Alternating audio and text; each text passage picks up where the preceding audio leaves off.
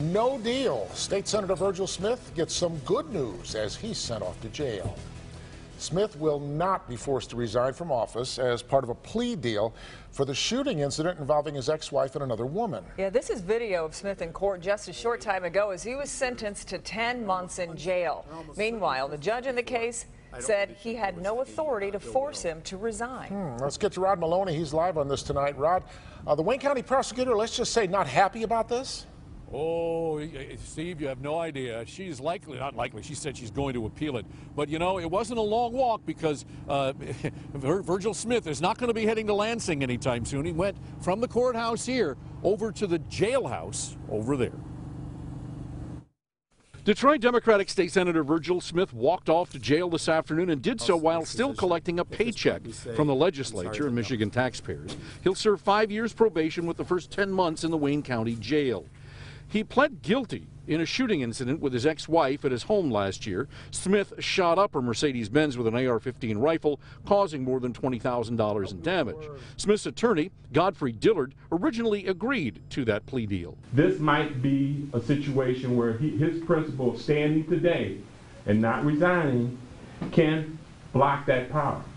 In other words, ambition can be counteracted by ambition, that another branch of government can come in and say, you've gone too far. Leaving Assistant Prosecutor Lisa Lindsay furious. I thought, and Prosecutor Worthy thought, that Mr. Dillard was a man of his word, and we thought that Virgil Smith was a man of his word when they said they were going to do those things. Obviously, we were wrong.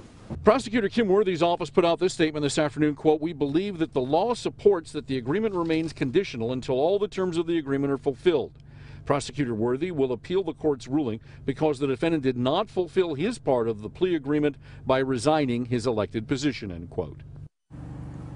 Which means, by the way, that they could come back and charge him in the other parts of this case. There were 4 different charges that were felonies. So in the interim here, the question, what happens next, as the judge is saying that only the legislature can take Virgil Smith out of office?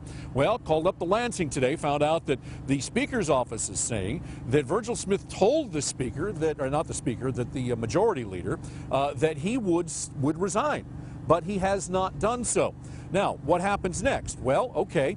The Senate goes off on a 2-week vacation here, and they're going to be heading out this afternoon. If they don't get his resignation, they will have to take it up when they come back in a couple of weeks' time.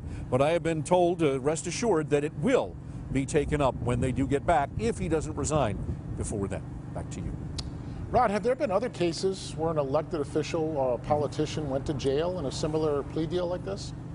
Well, the name Kwame Kilpatrick ring a bell, because that's precisely what happened with him. And Kim Worthy was involved in part of this also. And so it was one of those things where she felt it had been done before. She feels she has the power, and she's going to go back and try and get a judge to overturn this decision. We'll see how that goes. Yeah, you know, now that you mention it, that name does sound familiar. Thank you, Rod.